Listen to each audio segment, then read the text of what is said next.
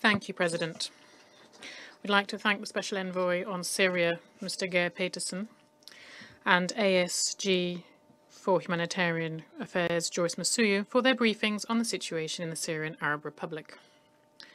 Unfortunately, in addition to the many well-known problems faced by this friendly country, there is now the direct projection of the unprecedented escalation in the Gaza Strip and the ongoing Israeli military operation having an impact on Syria and the entire region. Syria is directly suffering from the more than 10 months of confrontation in the Palestinian-Israeli conflict and the arbitrary strikes of the Israeli Air Force in violation of provisions of international law, both on Syria and on the territories of neighbouring countries. Almost every week, Israeli aviation carries out strikes on Damascus and the suburbs, and also on other Syrian provinces. This is a grave violation of the sovereignty of Syria and the provisions of the UN Charter, to which Western members of the Council remain indifferent.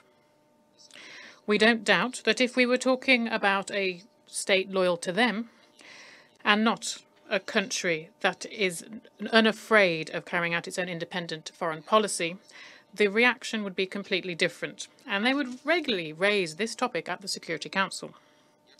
A clear example of the risks of a spiralling escalation was the tragic incident on the Israeli-occupied Syrian Golan in Majal Shams on the 27th of July, costing the life of 12 children. We strongly condemn any acts of violence against civilians.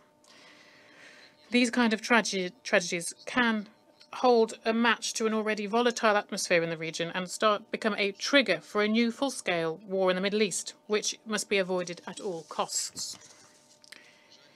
It's a shame that this is not understood by our American colleagues, who, following Israel, are fomenting lawlessness in Syria, not only carrying out strikes on its territory, but also in order to stabilize and stoke the political and socio-economic situation in the country, using terrorists entrenched in the area beyond the Euphrates and at Tanf, where American forces are illegally present. Another hotbed of terrorism is the Idlib de-escalation zone under control of the UN Security Council listed fighters of Hayat Tahrir al-Sham, who Washington are trying to shield from any criticism.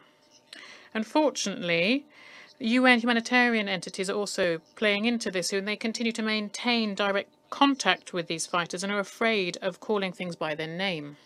President, the end of foreign military presence, which is in violation of the sovereignty and territorial integrity of Syria, is an imperative for a sustainable stabilization in the country. We demand also an unconditional end of airstrikes on Syrian territory. Without that, all efforts on a political resolution will be doomed to fail, and our discussions at the Security Council will go round in circles, becoming more and more reminiscent of the musings of medieval scholars. And so, from the statements from today's rapporteur briefers, it's clear that that the progress on the Syrian political resolution and resolutions 2254 in the current turbulent circumstances is still notably absent on our side. We continue to support the process for the political solution in Syria, led and owned by the Syrians themselves with UN mediation. There is no alternative to this. We continue to advocate for direct inter-Syrian dialogue, and the Constitutional Committee remains the platform for this. However, we are convinced that the decision for the place for the next rounds of it to be held should be taken by Syrians themselves without external pressure or interference, as much as some would like to make this choice for them. President, against this backdrop, the humanitarian situation continues to hit new lows.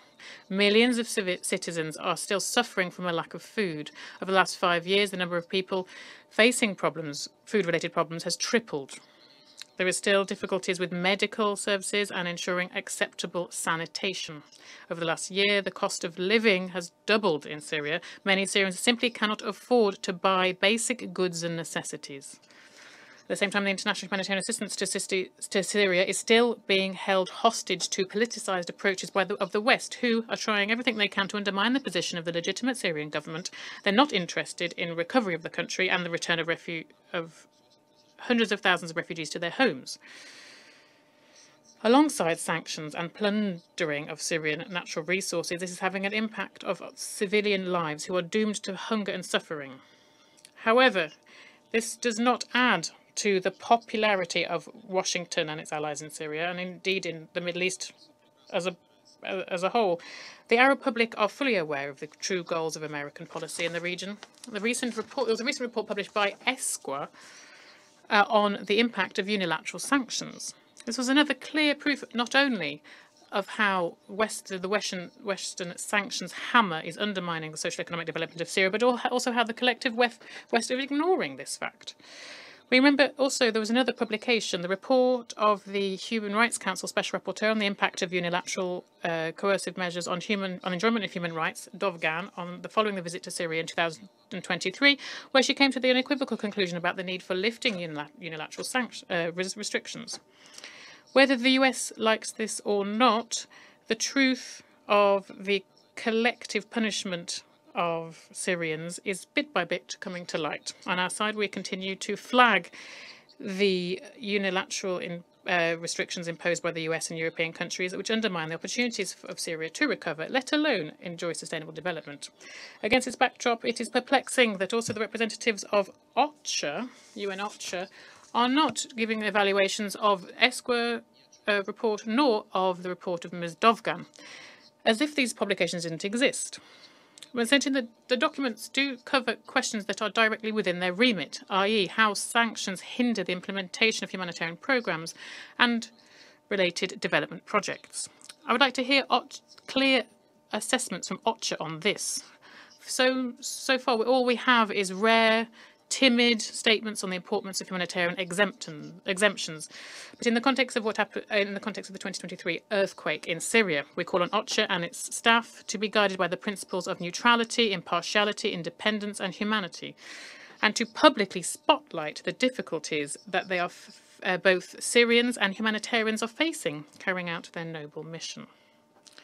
Silence on this question simply undermines not only the foundations of the work of the UN humanitarian wing, but also the moral principles that the organisation promotes. A separate problem is still ensuring humanitarian access to Syria. Still, cross-line deliveries have not been established smoothly.